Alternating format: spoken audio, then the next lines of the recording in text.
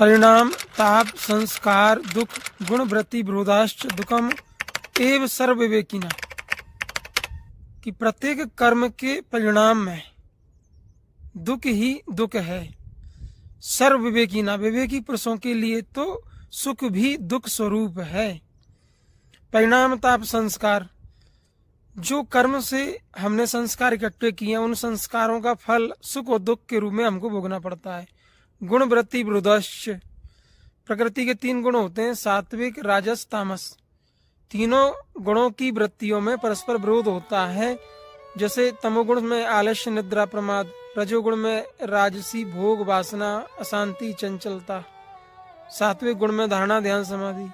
तीनों गुण की वृत्तियों में परस्पर विरोध है और इनके परिणाम में दुख है। इसलिए विवेकी पुरुषों के लिए सुख भी दुख स्वरूप है और वो सुख दुख से ऊपर उठ करके केवल ज्ञान की ओर चलने का प्रयास करते हैं या केवल ज्ञान की ओर गति करते हैं।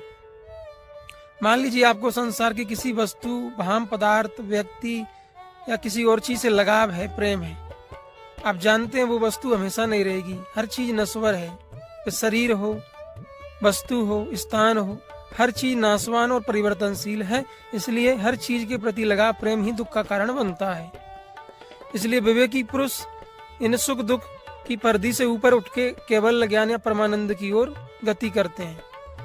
तो परिणाम ताप संस्कार दुखे गुण वृत्ति विरोधाश्च दुखम एव सर्व विवेकिना, विवेकी पुरुषों के लिए सब कुछ दुख स्वरूप है। मिलन के साथ वियोग है, संयोग के साथ वियोग है।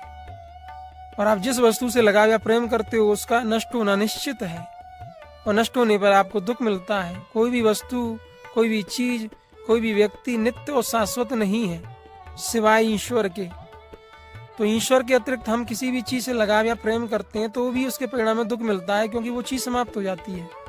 और यहाँ जो चित्त की वृत्तियां हैं, सात्विक राजस तामस, इन वृत्तियों से कर्म होता है और कर्म से संस्कार बनते हैं और संस्कारों के परिणाम में सुख और दुख है।